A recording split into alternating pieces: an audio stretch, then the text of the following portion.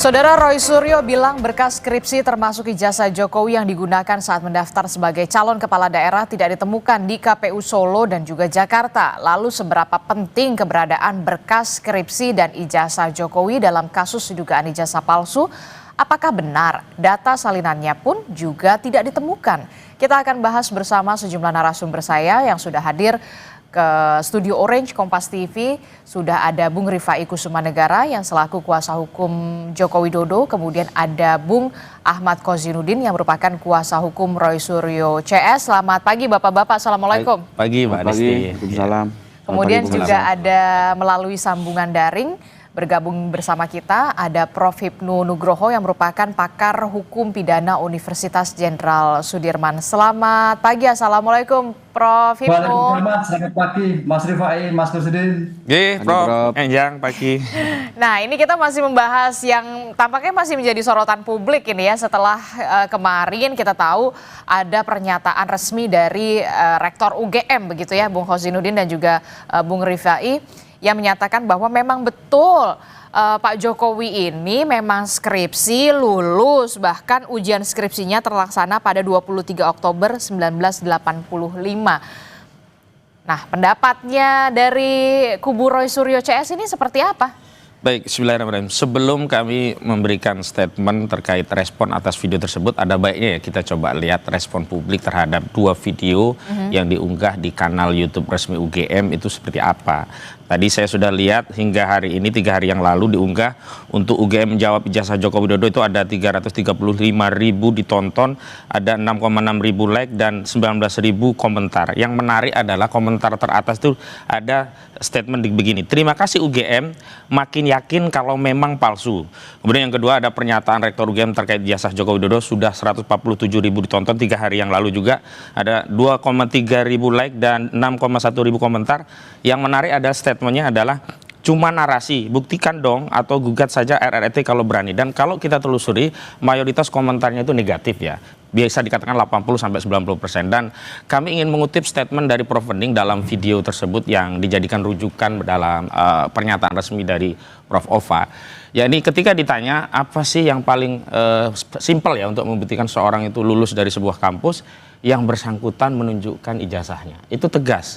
Dan hari ini justru yang menjadi soal itu adalah ketika Saudara Joko Widodo tidak menunjukkan bukti itu kepada publik, karena sekarang domainnya sudah menjadi domain publik. Kalau dikatakan bahwa yang punya wewenang hanyalah pengadilan, sebenarnya ini juga tidak konsisten, karena sebelumnya Saudara Joko Widodo sempat memberikan atau menunjukkan ijazah tersebut kepada sejumlah media, ada 11 kalau tidak salah di Solo, yang sebenarnya tidak ada kepentingan media untuk bertanya itu. Justru ketika ada yang bertandang langsung dan resmi, ada surat juga ke UGM termasuk ke Solo, justru itu tidak ditunjukkan. Dan yang kedua juga UGM saya kira hanya merepetisi narasi yang sebelumnya sudah disampaikan di 2022 yang lalu. Karena sebenarnya pernyataan-pernyataan serupa itu bukan hanya sekali ini, beberapa kali dikonfirmasi, bahkan kualitas pernyataan kali ini jauh lebih buruk daripada sebelumnya. Karena nyaris hanya narasi tanpa menunjukkan bukti. Kalau sebelumnya ya Sigit Sunarta itu masih sempat sambil menunjukkan fotokopi ijazah. Jadi data apa yang seperti yang Anda inginkan diperlihatkan? Ada berkas skripsinya atau seperti apa sebenarnya? Sesuai janji yang pernah disampaikan fakultas oleh UGM bahwa UGM memiliki data setidaknya 32 atau 34 bukti yang itu mengkonfirmasi bahwa benar Saudara Joko Widodo pernah menempuh pendidikan di UGM, dan kemudian dalam statementnya dikatakan dia telah diberikan tanda kelulusan sesuai dengan ketentuan. Nah, persoalannya kan ketika Rismon Sianipar dan kawan-kawan datang ke UGM itu tidak ditunjukkan, dan kemudian ketika ditunjukkan satu dokumen yang ada masalah di sana, misalkan skripsi yang tidak ada lembar pengasahan, kemudian di dalam podcast itu didalihkan bahwa itu hanya masalah teknis begitu. Dalih-dalih seperti ini kan kemudian membuat masyarakat itu makin ragu, apa benar kampus sekelas UGM bisa luput hal-hal yang sifatnya teknis, tapi ini penting sekali. Kenapa? Karena tanpa lembar pengesahan tentu sebuah skripsi itu tidak bisa dikatakan sebuah skripsi yang sah. Dan kalau seseorang tidak bisa menghasilkan skripsi yang sah, mana mungkin dia bisa divisuda. Hanya memang ada statement yang menarik dari UGM itu di poin 10, kan ada 10 poin itu. Betul. Poin 10 itu dinyatakan bahwa terkait ijazah yang sudah diserahkan kepada alumni, maka tanggung jawab dokumen itu sudah murni tanggung jawab alumni. Dan kalau nanti terbukti ya dokumen tersebut disalahgunakan, misalkan terbukti palsu, begitu UGM akan menempuh proses hukum sesuai dengan ketentuan peraturan perundang-undangan yang berlaku apabila itu sudah terbukti. Sayangnya hari ini kan semestinya tanpa menunggu proses hukum, ini kan kaitannya dengan kredibilitas ya, reputasi sebuah kampus UGM. Kalau memang UGM itu butuh ya reputasinya kembali dan kemudian publik percaya bahwa Saudara Joko Widodo memang pernah dididik oleh UGM dan pernah juga diberi sertifikat sesuai dengan ketentuan oleh UGM, apa susahnya sih untuk menunjukkan dokumen? Jadi saya lihat UGM mengadopsi cara yang sama untuk bertahan sebagaimana diadopsi oleh kubu Jokowi, yakni tidak menunjukkan bukti-bukti yang itu akan mengkonfirmasi dan melegakan ya ruang publik bahwa benar Saudara Joko Widodo pernah lulus di UGM. Jadi harapan kubu Roy Suryo CS ini ketika Rektor UGM menyampaikan dan tambahannya menariknya, kenapa ini disampaikan setelah dokumen-dokumen itu dikatakan oleh UGM disita oleh polisi, dan itu kan bisa menjadi dalih lagi bagi UGM lah, hari ini kami tidak mungkin bisa menunjukkan karena itu sudah disita oleh polisi. Dan hal seperti ini sebenarnya kan hanyalah repetisi narasi dan kemudian repetisi apologi dari satu kampus yang harusnya tidak demikian. Dan ini tidak lepas dari latar beberapa hari sebelumnya itu klien kami, yakni RRT istilahnya, Roy ya, kemudian Rismond dan Tiva itu menerbitkan buku Jokowi's White Paper, dan di dalamnya justru memuat berbagai data-data yang kemudian menguatkan kesimpulan bahwa ijazah ini bermasalah. Oke, Bung Fai, bagaimana respon Anda, tanggapan Anda terkait dengan komentar dari Bung Kozinudin? Ya, jadi sebenarnya kan soal ijazah sendiri pernah ditunjukkan ya oleh Pak Jokowi. Baik kepada para wartawan, waktu di Polda juga pertama kali membuat LP ditunjukkan tapi dibawa lagi, lalu kemarin disita, waktu di Bareskrim juga pernah diambil untuk lapor. Jadi sudah berkali-kali juga ditunjukkan, bahkan waktu di Bareskrim kan ada juga fotonya itu pada saat adik ipar menyerahkannya. Jadi barang itu tentunya ada, dan selama ini pun juga, ini kan kalau tadi kan mengomentari komentar dari Ibu Rektor bahwa setelah ijazah diberikan bukan tanggung jawab kami. Betul, ya memang tanggung jawab pemegang, dan hampir setiap pilkada berkali-kali itu ijazahnya juga dilegalisir. Artinya waktu melegalisir, salah satu kewajiban legalisir adalah kan ijazah asli dibawa. Ya. Itu pun jelas, jadi sejak pilkada Solo di 2005, 2010 ditunjukkan dapat legalisir, masuk yang Jakarta. Jadi ya memang selama ini ada, cuma memang tidak kita tunjukkan karena kembali lagi kita belajar dari presiden waktu UGM pertama kali melaunching dengan mengeluarkan fotokopi dengan niat baik ingin mengklarifikasi keberadaan sertifikat ijazah ya. Yang ada kan dari kubunya TPUA menyerang ya, mempersoalkan sebenarnya persoalan yang remeh-temeh lah. Nama Sumitro atau Sumitro gitu ya, foto, tapi kan kembali lagi. Jadi sebenarnya sudah ditunjukkan, tapi kemudian masih ada nada-nada penyerangan, itulah yang kemudian. Itu yang membuat kita kalau dibuka lagi, muncul isu baru lagi tidak pernah selesai, dan kasihan publik gitu ya. Jadi sehingga untuk itu, dan satu lagi sebenarnya, kalaupun ditunjukkan secara fisik, pertanyaannya, kalau memang topiknya adalah menguji keaslian, kan Kasat Mata tidak mungkin bisa menilai. Ya, kembali lagi harus apa? Karena ini analog dibawa ke lapor. Lapor pun sudah menguji dan sudah menyatakan identik. Jadi sebenarnya soal ijazah sebenarnya sudah clear gitu ya. Sekarang isu baru kan soal skripsi. Berkas skripsi. Skripsi kan kembali lagi kan waktu itu Pak Rismond datang ke perpustakaan, selalu dicari celah-celahnya ini. Ini bercanda nih. Ada setetes kopi aja nempel di situ, mungkin waduh ini jangan-jangan ada zat apa gitu ya. Jadi, emang betul nyari celah-celahnya Bung Kozin? Kita tidak cari celah, memang ada anomali ya tentu kita komentari, dan anomali-anomali inilah yang membuat publik makin yakin oh ini barang bermasalah begitu loh. Nah kalau ingin publik yakin barang ini tidak masalah, ya silahkan diakses barang tersebut dan silahkan diuji, karena kalau barang itu asli tentu siapapun yang menguji kesimpulan akhirnya akan sama, identik, asli begitu. Tetapi kalau barang ini pada akhirnya yang akan ditampilkan itu adalah yang beredar ya, yang ada kacamata dan seterusnya, ternyata itu yang dipegang, maka ya keyakinan kami, hakul yakin ya klien kami menyatakan ya barang ini palsu karena yang diuji tidak jauh beda dengan apa yang selama ini diuji oleh. Tapi kan kita sudah tahu sudah ada gelar perkara khusus yang dilakukan oleh Bareskrim Polri. Apakah ini tidak memuaskan dari ini soalnya adalah kredibilitas dari lembaga yang bersangkutan di mata publik, karena banyak anomali sebelumnya, misalkan kasus Joshua Huta Barat ya, kasus-kasus yang kemudian publik menyaksikan kalau di kasus-kasus yang lain saja bisa demikian, apalagi di kasus ini. Sebenarnya sederhana saja kalau Bareskrim ya menguji dan kemudian pengujiannya itu dilakukan secara transparan, para pihak bisa ikut melihat setidaknya klien kami yang punya kapasitas untuk ikut turut menguji dan kemudian hasilnya sudah disampaikan, selesai juga. Tapi persoalannya kan Barreskrim seperti ikut terlibat untuk menutupi kasus ini dengan tidak melibatkan para pihak yang punya kepentingan dengan kasus ini untuk turut menguji, sehingga semacam ada kekhawatiran kalau ada yang turut menguji jangan-jangan hasilnya beda dengan apa yang sudah dihasilkan oleh Barreskrim. Ini yang kemudian membuat publik curiga. Bung Fai, ini gimana nih? Tidak mencari celah sebenarnya, tapi memang kalau menurut Bung Kozi memang ada anomali dan barang ini ada masalah. Sebenarnya kan kalau soal keaslian ijazah sih sudah selesai ya dalam kacamata kami. Pertama ya Pak Jokowi sendiri yang memegang selama ini dan meyakini betul, beliau yang tahu betul tentang dari mana dia memperoleh ijazah ini dan selama ini beliau simpan kan gitu ya. Lalu kedua, institusi sudah menegaskan berkali-kali ya, ini Bu Ova kedua kali, bahkan yang sekarang ini tambahannya adalah pertanyaan-pertanyaan yang selama ini menjadi anomali kalau dari Bang Ahmad ya sudah terjawab, misalnya soal kenapa ada Sumitro dan Sumitro. Ternyata ada 2 SKP Dikbud waktu diangkat beliau sebagai dekan termasuk sebagai guru besar, dan di situ memang ada perbedaan ejaan. Ya, So dan Soe gitu. Terus soal Pak Kasmunjo sudah terjawab juga, beliau betul-betul pembimbing akademik dan itu ada di semua dokumen administrasi perkuliahan Pak Jokowi ya. KRS itu ya, itu kan selalu pembimbing harus taken, itu ada semua. Jadi ini sebenarnya sudah terjawab. Cuma memang sekarang begini Mbak, yang perlu kita agak bedakan adalah sebenarnya hari ini perkara yang di depan mata itu bukan perkara pemalsuan, tapi perkara fitnah pencemaran nama baik. Nah, di mana ya mau tidak mau tentunya dari kubu teman-teman TPU harus melakukan pembelaan. Dan salah satu pembelaan yang paling baik adalah kembali lagi mempersoalkan bahwa seolah-olah dokumen ini palsu ya, karena pada saat asli maka seolah-olah unsur fitnah itu menjadi terpenuhi, tapi kalau tetap dianggap palsu maka unsur itu akan terbantahkan. Jadi ya saya rasa wajar saja ya ini terus dipersoalkan, ini dianggap sebagai anomali, tapi kembali lagi nanti paling menarik di persidangan semua dibuka ya. Kami memiliki sejumlah bukti yang menyatakan ini asli. Teman-teman TPU juga memiliki mungkin bukti-bukti yang dianggap ini menjadi seolah-olah palsu.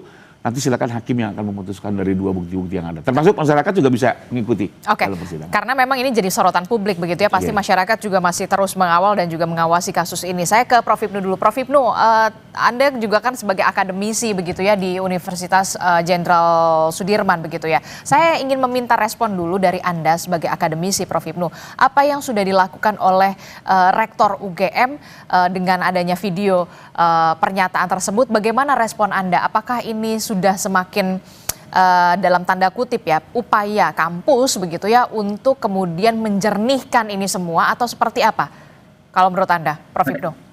Terima kasih Mbak. Jadi pernyataan Bu Rektor UGM saya kira itu sebagai bentuk klarifikasi yang selama ini ada perdebatan tentang ijazah. Sebagai lembaga pendidikan yang mengeluarkan ijazah sudah memberikan suatu pernyataan yang runtut. Cuman pertanyaannya, kita juga harus melihat keinginan publik. Keinginan publik itu pernyataan-pernyataan formal tadi, tapi juga ditunjukkan pernyataan-pernyataan materialnya. Ada suatu skema, ada suatu alur, ini tampaknya yang belum dijelaskan. Sehingga alur pikir itu menjadikan suatu kebenaran materialnya, walaupun formal. Tapi ibarat step by step yang dilakukan oleh Bang Kosinudin itu jelas. Oh ini tidak hanya aslinya di mana, perolehnya di mana, sidangnya di mana, skripnya berapa. Itu tampaknya kalau kita suatu penelitian itu roadmap Pak Jokowi dari masuk sampai akhir itu perlu dibuat satu alur kan itu loh. Nah alur itu yang tampaknya sampai kemarin sampai saat ini belum pernah terjadi, sehingga asas sebagai bentuk keterbukaan Mas Kosinudin juga masih ramai terus. Sedangkan Mas Rifai juga sudah memberikan, tapi pemberitaan nanti di kepolisian ini kan nggak ketemu, sehingga seolah-olah sebetulnya mindsetnya ini Pak, apakah pernyataan yang secara material di kepolisian itu juga dibawa ke ranah publik kan gitu arahnya kan, sehingga pada saat diskusi penyelesaian perkara penghasutan nama baik itu sudah clear dulu, oh ini palsu, oh ini membuat palsu. Kan konteksnya tadi Mas Rifai kan sudah jelas itu. Tapi pertanyaan Mas Konifudin kan, loh ini kan rumusan pemalsuan itu ada membuat palsu dan memalsu. Lah akan bergeser yang tadinya memalsu menjadikan sudah tidak, tapi membuat palsu kan gini. Ini mutar terus, sehingga salah satu yang terjadi menurut saya sebagai mencari kebenaran material, roadmap yang terjadi detik per detik, tanda tangan termasuk bukti-bukti saya kira perlu dijelaskan secara konkret sehingga tidak ada sedikit pun celah yang menjadikan suatu perdebatan. Oke, Gitu, jadi Mbak. menurut Anda apa yang sudah disampaikan oleh Rektor UGM, Profesor Ova ini hanya sebatas klarifikasi, tidak memenuhi asas material begitu ya. Seperti yang diketahui, Joko Widodo ujian skripsi terlaksana 23 Oktober 1985. Ini yang kemudian menurut Anda harus dibuktikan ada berkas-berkasnya, berkas-berkas penunjang Ya, untuk kemudian tanggalnya, bisa ada berita ini semakin terang acaranya, benderang. ada Tapi ya gitu tampaknya seperti itu. Jadi sebagai bentuk pertanyaan publik, oh betul sudah ada. Gitu. oke. Hanya komunikasi itu sebetulnya gitu. Jadi menurut Anda apa yang dilakukan oleh UGM rektornya itu masih kurang begitu ya? Tidak menjawab atas pertanyaan yang masih menjadi pertanyaan Roy Suryo CS dan juga netizen begitu menurut Anda? Ya, melihat perkembangan netizen seperti itu, pengennya seperti hanya pembuktian di persidangan, tapi juga di pembuktian di non persidangan ini di peradjudikasi. Tapi Tampaknya secara seperti etika kampusnya bagaimana sebenarnya, Prof Hipnu, boleh nggak sebenarnya?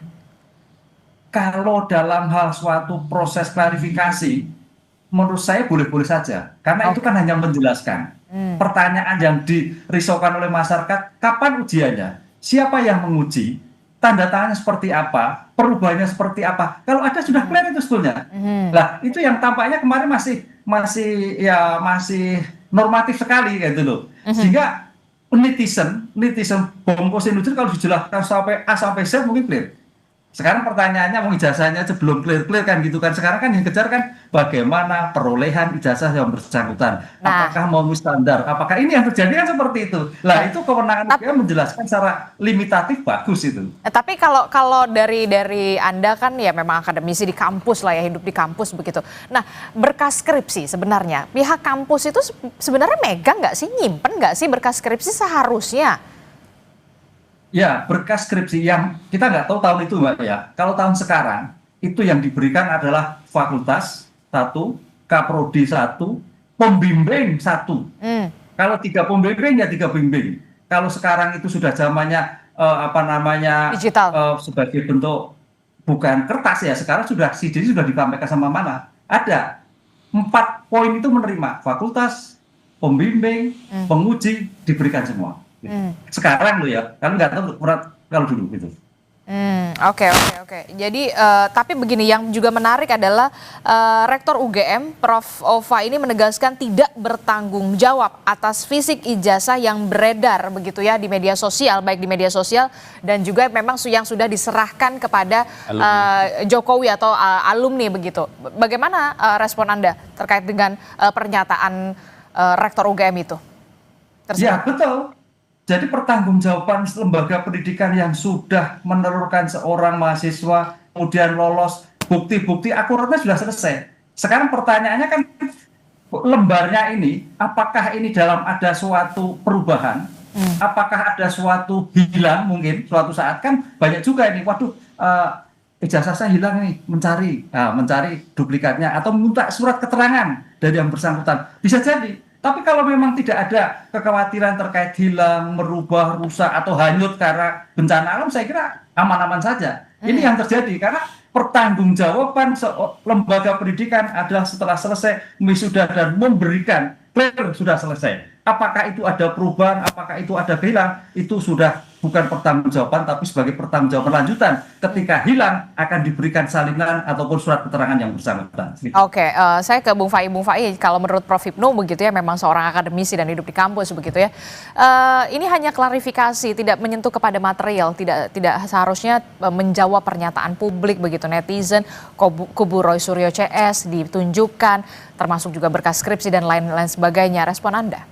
Ya, saya sependapat. Jadi memang ini lebih kepada statement, sekalipun memang harus dipertanggungjawabkan ya, karena dia membawa institusi, dinyatakan depan publik, apalagi berkaitan dengan perkara yang sedang berjalan.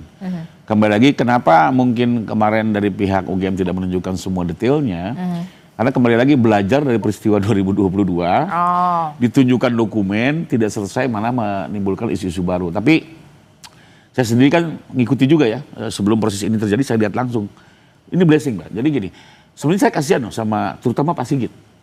Bayangkan dia sebagai dekan harus membuka dokumen 30 tahun yang lalu. 1985. Saat Pak Jokowi kuliah tuh beliau masih SD kalau nggak salah gitu. Beda 10 tahun. Terpaksa dia harus membuka kayak arkeolog, dibuka administrasinya. Tapi alhamdulillah gara-gara kasus ini, Mbak, semua dikumpulkan dan ternyata memang fakultas kehutanan itu, mohon maaf, jumlah mahasiswa nggak begitu banyak dibanding ekonomi atau hukum ya. Kala itu. Jadi dokumen ini semakin dikumpulkan, sekarang saya malah terkaget-kaget. Segala bukti transfernya ada, semua dokumennya kecil-kecil. Nama Pak Kasmunju yang dulu juga saya masih mempertanyakan, jangan-jangan ini kelupa gitu. Ternyata jelas sebagai pihak akademik. Jadi saya lihat langsung, Mbak, sudah lihat langsung semua dokumennya. Dan nanti mungkin ya kembali lagi contohnya, siapa yang penguji skripsi? Saya lihat betul. Yang menguji itu ada berita acaranya yang tanda tangan Prof. Ahmad Suminto sebagai ketua. Ada Insinyur Sofyan dan Insinyur Burhanuddin. Nilainya pun A gitu ya. Akhirnya ini semua dicari. Memang waktu mungkin awal didatangnya kan ditanya mana ya, bingung 30 tahun yang lalu ya, butuh waktu.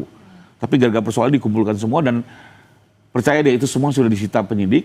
Nanti di sidang akan diperlihatkan semua satu persatu pasti. Tentunya juga hakim akan mempertanggungjawabkan putusan ini kepada publik ya. Ada kesempatannya ditunjukkan semua satu persatu dan diklarifikasi nanti oleh pihak-pihak yang bersangkutan ya. Contohnya kita bandingkan dengan skripsi-skripsi lain. Nah, pemegang skripsi juga kita sudah BAP. Jadi dia nyatakan betul sama-sama dari fakultas lain di tahun yang sama. Saya cetak di perdana, hasilnya identik. Jadi memang untuk saat ini sepertinya belum bisa ditunjukkan karena kembali lagi biar tidak tambah riuh. Ya. Tapi mungkin solusinya kita dorong saja agar segala persidangan di persidangan nanti dibuktikan. Akhir dari segalanya. Nah itu supaya tidak riuh kalau kata Bung Fai. Ya itu kan praduga. Dan sebenarnya kalau apa yang dialami Bung Rifai itu juga dilakukan, disampaikan ke Rosuryo, mungkin juga bisa lebih teduh, lebih awal begitu. Ini kan semua asumsi. Dan saya ingin tegaskan, memang benar itu adalah sebuah klarifikasi resmi. Tapi sekali lagi, anomali-anomali yang ada di tengah masyarakat terkait ijazah saudara Joko Widodo itu tidak bisa selesai dengan narasi, harus dengan bukti. Jangankan 2 kali statement ya, mau ribuan narasi, kalau tidak ada bukti ya publik masih mempertanyakan. Soalan sekarang yang dihadapi oleh publik itu rujukan dari statement itu apa? Misalnya soal SK dari Ahmad Sumitro bahwa beliau ya sudah dikukuhkan, tapi SK-nya sudah lebih lama sehingga kapanpun bisa digunakan walaupun ada pengukuhan. Kan tinggal disepil, ini loh SK-nya, oh ternyata ada yang Sumitro, oh ternyata ada yang Soemitro, oh berarti semuanya nggak ada masalah. Kan yang disampaikan oleh Sigit Sunarta hanya menjelaskan bahwa itu biasa, lazim, ada dulu di 80 ada ejaan yang disempurnakan, ada yang kemudian 8 ada yang pakai Soe, ada yang pakai Su, tetapi itu semuanya narasi. Nah, kalau ada dokumen ini loh yang Soe, ini loh yang Su, oh kemudian publik selesai satu urusan tentang Soemitro dan Sumitro. Yang kedua, kan kembali justru mengulangi sesuatu yang selama ini diperdebatkan dan justru menambah publik tidak yakin. Contoh soal Kasmujo. Kasmujo kan kembali diakui bukan dosen pembimbing skripsi tapi dosen pembimbing akademik. Sementara penelusuran respon saat datang ke rumahnya, Kasmujo itu membantah 2 hal sekaligus. Pertama, dia bukan dosen pembimbing skripsi. Kedua juga bukan dosen pembimbing akademik. Kemudian baru lari, oh ternyata dosen pembimbing skripsinya Ahmad Sumitro. Lah kita nggak bisa telusuri karena yang disebut itu sudah meninggal. Dan semua statement dari orang-orang UGM ini kan juga bukan orang yang mengalami, melihat, mendengar sendiri. Karena bukan periode saat Jokowi kuliah mereka belum menjabat di situ. Akhirnya apa? Kita itu hanya dihadirkan testimoni de audito dalam konteks hukumnya. Sayangnya ini bukan dalam proses pro justisia. Kalau dalam proses pro justisia semua pernyataan ini tidak bernilai. Karena bukan yang mengalami langsung. Oke, jadi kalau menurut kubu Roy Suryo CS tidak perlu narasi tapi kemudian bukti. Ya. Lalu bagaimana proses hukum selanjutnya nanti kita akan lihat. Usai jeda kami masih akan lanjutkan lagi. Jadi tetaplah bersama kami di Sapa Indonesia Pagi. Kami akan segera kembali.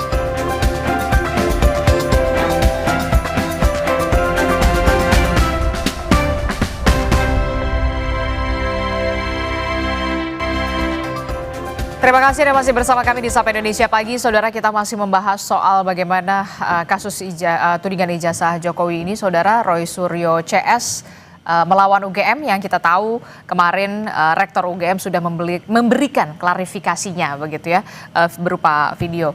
Saya ke Bung Fai. Bung Fai, kalau tadi Bung Khozinuddin bilang nggak perlulah kita narasi-narasi, yang penting buktinya. Nah, sudah siap pembuktiannya nanti di persidangan? Sudah, bahkan penyidikan ini kalau nggak salah sudah hampir sekitar, karena kami menerima SP2HP ya, jadi ada perkembangan. saksi sampai dengan 2 minggu kemarin itu sudah 99. 99? Ya, masih berjalan loh ya. Jadi belum nanti saksi ada charge ya, saksi yang meringankan. Kami juga masih terus berjalan. Terus itu kalau kita bisa lihat klasternya apa terus saja? Bukti itu kalau nggak salah sudah sampai berapa ratus bukti ya? 600 bukti. 600 bukti dan 99 saksi. Ya kembali lagi, ya saya pikir sih teman-teman polisi mencoba hati-hati, profesional dan komprehensif ya. Jadi semua diuji, ya skripsi Pak Jokowi dengan skripsi yang soal perdana itu loh, yang soal lembar pengesahan itu diuji dengan fakultas-fakultas lain, dikumpulkan semua. Sampai betul Pak Roy juga kan semalam komplain, jadi waktu datang ke sana banyak dokumen-dokumen yang memang sudah disita gitu ya. Kembali lagi kan sekarang polisi pun harus mempertanggungjawabkan ini di muka publik, yang bukan hanya kepada pelapor, bahwa betul-betul sudah bekerja secara komprehensif dan profesional, termasuk juga nanti kan selain ijazah juga skripsi ya, jadi semua udah dikumpulkan dan sekarang dalam proses lapor ya kalau nggak salah, kemarin kan dipertanyakan oleh teman-teman dan mungkin juga agak lama, beda kalau yang kemarin di Mabes Polri kan hanya sekitar 20 dokumen yang dibandingkan ya, kalau yang sekarang cukup banyak ya. Teman-teman lapor harus bekerja lebih ekstra ya. Tapi kembali lagi ini semua nanti kan akan ada hasilnya dan akan ditujukan ke publik. Termasuk satu persatu dokumen loh. Saya sendiri satisfied ya melihat sampai dikumpulkan masih ada bukti bayar 35 tahun yang lalu ya, lalu KHS-nya, KRS-nya gitu ya. Itu ada semua gitu ya. Sampai SK Mendikbud pengangkatannya Pak Sumitro waktu menjadi dekan itu kan berapa puluh tahun lalu tuh. Dan rupanya administrasinya cukup baik ya. Sekalipun memang kemarin dari pihak kampus kan membutuhkan waktu karena ya kembali lagi kan beliau 35 tahun ya harus mencari-cari. Jadi ya mudah-mudahan sih menurut saya nanti pada saatnya dan saya yakin semua akan dibuka. Satu Secara persatu dokumen terang-benderang akan dibahas dan mungkin juga akan di-challenge oleh teman-teman. Nah itu gimana Bung Kozin? Ada 99 saksi dan 600 bukti. Baru sekarang loh ya, masih terus berkembang. 600 bukti yang memang nanti bisa bertambah lagi. Iya, persoalannya kan bukan banyaknya bukti atau banyaknya saksi, tapi relevansi pembuktian dengan masalah yang dipersoalkan. Atau kesaksian itu relevankah atau tidak dengan pembuktian yang sedang dipersoalkan. Misalnya kami punya presiden di Surakarta saat menangani kasus Bambang Tri. Banyak saksi-saksi itu yang sebenarnya tidak memenuhi kualifikasi. Kenapa? Misalkan kepala sekolah, dia hanya memberikan keterangan terkait dokumen. Dan dokumen itu juga ketika dikejar, siapa yang bertanggung jawab juga tidak diketahui. Dan kemudian ada sejumlah dokumen yang bertentangan, mereka pun tidak bisa menjelaskan. Memang problemnya ini adalah ini peristiwa lampau sehingga saksi-saksi yang langsung melihat, mendengar, dan mengalami sendiri itu tidak ada. Akhirnya saksi itu adalah wakil dari otoritas dari lembaga yang menerbitkan dokumen. Dalam ini kalau di UGM mungkin ya dekan-dekan hari ini, dosen-dosen hari ini, rektor hari ini, tidak mungkin. Atau mungkin sebagian ada kayak Pak Kasmujo, itu kan masih saksi sejarah. Tapi kalau Pak Ahmad Sumitro kan juga sudah tiada. Artinya memang ada beberapa yang kualifikasinya itu testimoni de audito. Dan itu mungkin ya diperbanyak dengan harapan kalau banyak yang testimoni de audito ini bisa memberikan keyakinan. Bagi kami yang nggak bisa, sepanjang dia tidak melihat, mendengar, dan mengalami sendiri, itu juga tidak punya relevansi untuk memberikan keterangan saksi. Yang kedua, nah masalahnya itu kan ijazah.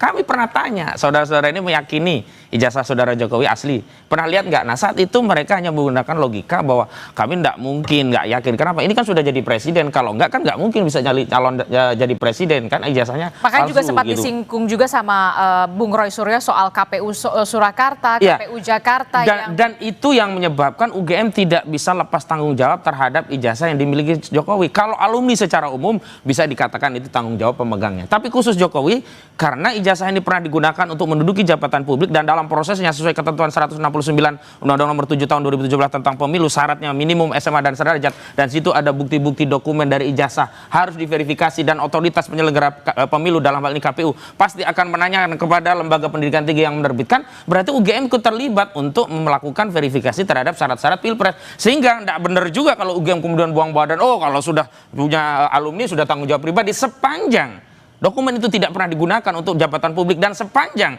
tidak ada verifikasi lanjutan dari lembaga penerbit, memang UGM bisa mengatakan itu. Dalam kasus Jokowi nggak bisa.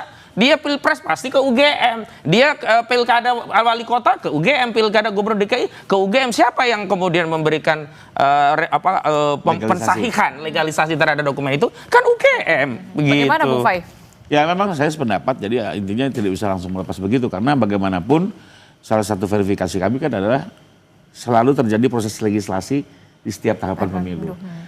Legalisasi ini prosesnya Mbak, di semua kampus Indonesia pasti harus tunjukkan ijazah asli, dicek, baru dicap. Artinya setiap 5 tahun sekali, hampir setiap 5 tahun sekali selalu ada proses verifikasi itu. Jadi pertanyaannya kenapa delegalisasi? Kalau Anda tidak yakin kan begitu. Tentunya kami yakin ini asli ya, makanya dilegalisasi. Jadi terkait soal legalisasi juga tetap harus dijawab oleh pihak UGM. Sekalipun kembali lagi kalau kami sih sangat yakin karena selama ini Pak Jokowi yang memegang langsung ijazah itu tidak pernah kemana-mana. Dilegalisasi berulang-ulang dan hasil lapor kemarin sebenarnya sudah membuat kami ya PH pun harus diyakinkan loh ya karena kami juga bukan saksi yang melihat langsung. Hasil lapor kemarin juga membuat kami yakin bahwa oh ini clear. Ditambah lagi nanti dengan penambahan baru ini ya lapor yang kedua. Tapi kemudian Bung Hussein juga mempertanyakan, nggak perlulah banyak-banyak kuantitasnya ada 99, 600 bukti, tapi secara relevansinya, secara saya kira kualitas. sekarang ini tidak sedang membuktikan peristiwa, tapi membangun narasi untuk meyakinkan peristiwa. Sudah bergeser, seolah-olah dengan banyaknya saksi, banyak dokumen itu mengkonfirmasi bahwa oh Jokowi itu memang asli dan adalah alumni UGM. Tapi persoalan lanjutannya adalah, ini kan sekarang UGM mencoba mempertahankan statement sebelumnya, yakni itu alumni UGM, pada saat yang sama berusaha buang badan untuk tidak bertanggung jawab. Padahal kalau ijazah ini terbukti palsu, 55 ayat 1 ke 1 KUHP, UGM terlibat. Nggak bisa itu buang badan. Saya berikan kesempatan juga kepada Prof. Hipnu. Saya bertanya Prof. Hipnu, ini bagaimana mekanismenya nanti akan seperti apa pembuktian di persidangan kalau ini masuk sampai ke tahapan persidangan. Tadi juga disebutkan oleh Bung Fai, ada 99 saksi bisa saja bertambah, ada 600 bukti bisa saja bertambah. Nanti akan seperti apa mekanismenya? Kalau saya membayangkan ya, kalau ini sampai ke persidangan begitu ya, ini akan menjadi persidangan pertama soal kasus ijazah seorang presiden. Dan heboh. Dan heboh pasti. Ya, heboh. Silakan. Ya, ini Mbak, ya pasti masuk persidangan karena sudah diperiksa semua kan, gitu kan. Pengadu sudah diperiksa, teradu sudah terperiksa dan sebagainya. Dan yang paling menarik nanti, menurut pikiran saya, Bang Kosinudin, Bung Roy itu akan menanyakan dulu konsep keaslian tadi. Walaupun memang bahwa terhadap dakwaannya mungkin terhadap kaitannya dengan fitnah, berita bohong dan sebagainya. Tapi yang dikejar ke sana. Itu yang pertama. Yang kedua, dalam pembuktian itu memang jantungnya suatu sistem peradilan pidana. Oleh karena itu dalam pembuktian ini agak menarik, karena tadi Bang Kosin, Bang Rudi menyatakan, kita harus berpikir 35 tahun yang lalu. 35 tahun lalu dokumennya seperti apa, keterangan saksinya seperti apa. Apalagi kalau memang mengendalikan saksi temannya Pak Jokowi sudah pensiun semua. Tanda petik mungkin pengurangan, sudah berkurang pemikirannya, mungkin sudah lupa, dan sebagainya. Ini yang terjadi. Oleh karena itu, kalau itu yang terjadi, untung ada putusan MK, Bang Rifai Makhludib, bahwa suatu keterangan saksi itu tidak harus sendiri. Jadi konsep testimonio de audito itu ada suatu celah lagi. Nah, itu yang diajukan Bang Yusuf kan masalah. Putusan MK, atau pakai itu monggo terserah. Terhadap keterangan saksi dia harus melihat sendiri. Oleh karena itu nanti hakim, penasihat hukum, kuncinya adalah membuat suatu relevansi antara bukti, antara saksi. Relevansi antara saksi dengan saksi. Relevansi antara bukti dengan bukti. Itu yang agak sulit nanti untuk merekomendasikan bahwa ini bernilai atau tidak bernilai. Nah, karena dalam suatu sistem pengungkapan perkara itu semakin lama diperiksa, semakin sulit. Oleh karena itu dalam ilmu hukum pengungkapan peristiwa, kecepatan penyelesaian perkara adalah semakin baik. Nah, ini tidak. Ini berpikir 35 tahun yang lalu. Mudah-mudahan saksi-saksinya masih cerdas, masih ingat semua. Kalau tidak, besok jadi ramai Bang Rifai. Yang lupa, yang harus sabar-sabar melihat seperti ini. Kan sudah lama sekali. Karena sudah lama sekali. Tidak. Dan itu menjadi tantangan tersendiri pastinya ya dari saat pembuktian ya. Prof. Hipnu ya. Nah itu gimana Bung Fai? Tadi dikatakan ini menjadi tantangan tersendiri dalam pembuktian persidangan. Saksi-saksi yang dihadirkan ya mohon maaf ini sudah lanjut usia semua. Ada yang lupa, bahkan ada yang wah pasti nggak inget lah udah 1985. Betul, jadi memang itu salah satu tantangan kalau kita merekonstruksi sebuah peristiwa 35 tahun yang lalu ya. Jadi lebih banyak tentunya kan dokumen-dokumen lampau ya, kalaupun saksi-saksi ini kan mayoritas ya mungkin paling sepuh Pak Kasmujo gitu ya, dan beberapa teman-teman lain. Tapi kembali lagi saya percaya hakim di Indonesia sudah terlatih memeriksa perkara-perkara seperti ini, dan di dalam sistem pidana kan ada model pembuktian yang saling bersesuaian. Jadi adanya kesesuaian antara yang tadi sudah diulas antara saksi, keterangan saksi, bukti ya, lalu juga misalnya ahli yang sudah melakukan lapor itu nanti akan dilihat mana yang sesuai, yang saling menguatkan, maka fakta-fakta itu yang dianggap berdiri menjadi fondasi tadi pada saat memutus. Makanya kembali lagi mungkin penyidik sendiri mencoba karena sudah tahu lampau, maka dia coba menghadirkan hampir seluruh buktinya, tidak lain untuk nanti membantu bisa dikonstruksi sebenarnya apa sih yang terjadi saat itu gitu ya. Dan saya sih yakin apalagi mungkin hakim-hakim di Jakarta sudah cukup berpengalaman lah. Dan hakim di Jakarta berkompeten. ini sudah praktik hampir 40 tahunan gitu. Jadi sudah cukup mumpuni lah. Oke, terakhir Bung Kozin, apa closing statement Anda terkait dengan ya itu tadi akan ada tantangan tersendiri pada saat pembuktian? Oh, kami simple, kami nggak ada tantangan sama sekali karena kami itu cukup membantah. Karena dalam kasus ini yang punya beban pembuktian adalah jaksa. Dalam proses pelaporan adalah pelapor begitu. Dan dalam konteks membantah kami sederhana saja. Kalau ternyata ini kan nggak perlu ratusan dokumen, nggak perlu 90 orang saksi dan seterusnya. Kami hanya kan melihat ijazahnya itu apakah yang selama ini diteliti oleh Roy Suryo. Kalau ternyata yang ditunjukkan itu adalah itu, ya sudah palsu, selesai bagi kami, begitu saja, begitu loh. Jadi yang lain-lainnya itu tidak relevan lagi dibahas bagi kami. Karena statement mereka itu kenapa mengatakan itu palsu, dasarnya adalah ijazah yang beredar, kemudian diteliti, yang dulu itu pernah juga dipakai di KPU, yang sudah diupload, yang belakangan ya dibantah tidak pernah menggunakan, padahal ijazah itu pernah digunakan untuk Pilpres, sudah diupload di KPU dan itu bisa diakses publik saat itu walaupun sekarang nggak bisa. Nah, ini belakangan dibantah bahwa itu bukan yang beredar berasal dari saudara Jokowi. Kuncinya satu, kalau nanti ternyata dokumen ijazah itu adalah yang selama ini diteliti, sudah palsu begitu. Oke, baik, terakhir kita ke Prof. Hipnu. Prof. Hipnu, kalau menurut Anda dari kacamata Anda, Prof. Hipnu, butuh berapa lama, berapa bulan untuk kemudian bisa menyelesaikan persidangan ini yang di dalam tanda kutip ya kompleks sekali? Kalau dalam suatu sistem peradilan pidana, Mbak, cepat atau tidak tergantung apakah masing-masing terlapor dilakukan upaya paksa. Kalau upaya paksa itu misalkan maaf penahanan. Ya. Kalau suatu perkara tidak dilakukan upaya paksa, waktu terbatas. Oh, itu bisa-bisa nanti waduh lagi masuk angin, waduh lagi giginya sakit, mundur-mundur terus nanti. Ini yang terjadi. Oleh karena itu saya kira ini nggak bisa cepat, ini lama. Itu kunci suatu peradilan itu apabila ada upaya paksa. Sepanjang tidak ada upaya paksa, ya semuanya melihat suatu keadaan. Karena peradilan kita itu meletakkan sebagai asas subjek yang sama, asas akusatur. Sehingga kalau nanti kliennya Bang Rifai itu, ternyata saksinya sakit gigi, ya tunggu dulu, mundur lagi kan gitu loh. Karena ini udah usia semua gitu. Oke, pasti. Oke, nanti kita akan lihat bagaimana proses ini akan terus bergulir. Terima kasih Prof. Hipnu telah bergabung bersama kami memberikan pengetahuannya. Kemudian ada Bung Hosinuddin, kemudian juga ada Bung Faiz. Terima kasih Bapak-bapak, sehat selalu. Assalamualaikum. Selamat pagi.